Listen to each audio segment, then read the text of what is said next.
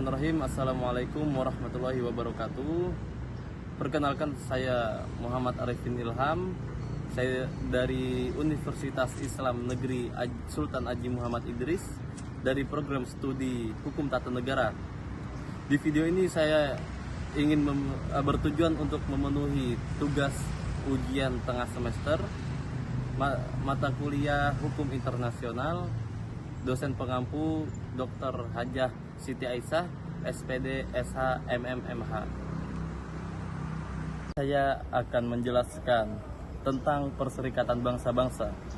Baik, adapun dinamika hubungan internasional terlihat semakin kuat dengan adanya kemunculan aktor-aktor di luar negara. Hubungan interdependensi yang semakin kompleks dan hubungan-hubungan transnasional yang menjadikan negara semakin rentan terhadap isu kedaulatan. Hal inilah yang menyebabkan negara bukan lagi menjadi satu-satunya aktor dalam hubungan internasional. Aktor-aktor hubungan internasional selain negara ialah aktor-aktor hubungan internasional selain negara ialah organisasi antar pemerintah, organisasi non-pemerintah, perusahaan-perusahaan multinasional, individu, dan lain-lain. Kemudian adapun sejarah terbentuknya Perserikatan Bangsa-Bangsa. Perserikatan Bangsa-Bangsa adalah organisasi internasional pemerintah atau Intergovernmental Organization atau IGO yang sudah beranggotakan 193 negara. Nama Perserikatan Bangsa-Bangsa yang diciptakan oleh Presiden Amerika Serikat Franklin D. Roosevelt pertama kali digunakan dalam deklarasi Perserikatan Bangsa-Bangsa pada tanggal 1 Januari 1942. Selama Perang Dunia Kedua, ketika 26 negara menggabungkan pemerintahannya untuk bersama-sama melawan musuh mereka, yaitu Axis Powers dari Jerman. Namun, Perserikatan Bangsa-Bangsa secara resmi mulai berlaku pada tanggal 24 Oktober 1945. Ketika piagam tersebut telah diratifikasi oleh Cina, Prancis, Uni Soviet, Inggris, Amerika Serikat, dan oleh mayoritas penandatangan lainnya. Kemudian, adapun fungsi dan tujuan Perserikatan Bangsa-Bangsa. Yang pertama, fungsi dari Perserikatan Bangsa-Bangsa yaitu fungsi proteksi, yaitu PBB berusaha memberikan perlindungan kepada seluruh anggotanya. Kemudian yang kedua ada fungsi integrasi, yaitu PBB sebagai wadah atau forum untuk membina persahabatan dan persaudaraan bangsa-bangsa. Kemudian yang terakhir ada fungsi sosialisasi, yaitu PBB sebagai sarana untuk menyampaikan nilai-nilai dan norma kepada semua anggota. Kemudian selanjutnya ada manfaat dari Perserikatan Bangsa-Bangsa. Berikut ada tujuannya.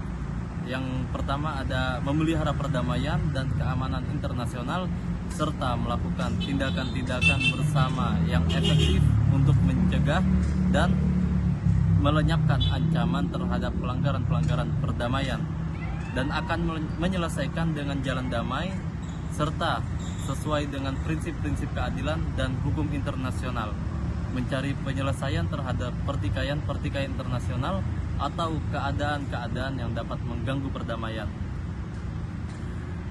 Kemudian selanjutnya ada keterlibatan PBB dalam menjaga perdamaian dunia. Selanjutnya ada keterlibatan Perserikatan Bangsa-Bangsa dalam menjaga perdamaian dunia.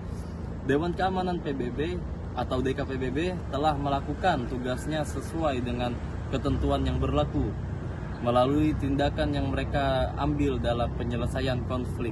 Salah satu tujuan utama Perserikatan Bangsa-Bangsa adalah pemeliharaan perdamaian dan keamanan internasional. Sejak pembentukannya, PBB sering diminta untuk mencegah perselisihan yang meningkat dalam perang dan meyakinkan pihak-pihak yang berlawanan untuk menggunakan meja konferensi untuk membantu memulihkan perdamaian ketika konflik bersenjata tidak terjadi. Selama beberapa dekade, PBB telah membantu mengakhiri banyak konflik, seringkali melalui tindakan Dewan Keamanan sebagai organ utama untuk menangani masalah. perdamaian dan keamanan internasional. Dewan Keamanan, Majelis Umum, dan Sekretaris Jenderal memainkan peran utama dan komplementer dalam mendorong perdamaian dan keamanan.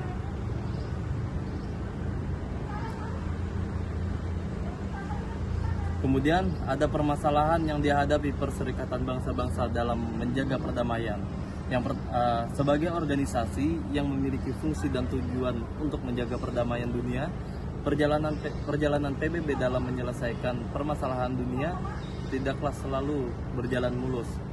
Kegagalan PBB dapat dilihat pada kasus-kasus sebagai berikut. Yang pertama, gagalnya PBB dalam menghalau serangan AS ke Irak. Dalam permasalahan ini, PBB gagal menghalau perang Irak. Ancaman serangan AS ke Irak dari hari ke hari semakin menguat sebagaimana terlihat pada pengerahan kekuatan personel militer, logistik, dan persenjataan, baik darat, laut, maupun udara. Cerita tentang kegagalan PBB tersebut bermula dengan adanya program minyak untuk pangan atau Oil for Food. Program ini dimaksud untuk memberi makanan kepada rakyat Irak. Penciptaan program tersebut oleh PBB karena sebelumnya PBB memberlakukan sanksi ekonomi terhadap Irak. Irak yang dipimpin oleh Saddam Hussein dulunya merusakkan dan membumi hanguskan Kuwait. Pada perang Irak dan Iran, perang tersebut memaksa Saddam Hussein meminjam miliaran dolar ke Kuwait. Usai perang Irak dan Irak, Saddam Hussein menolak membayar kembali pinjaman karena menurutnya Kuwait dulunya adalah wilayah Irak. Akhirnya Saddam Hussein malah menyerang Kuwait yang diakui sebagai wilayah Irak. Baik, cukup sekian materi yang dapat saya sampaikan. Semoga bermanfaat bagi penonton atau pemirsa sekalian. Saya Muhammad Arifin Ilham, pamit undur diri. Wassalamualaikum warahmatullahi wabarakatuh.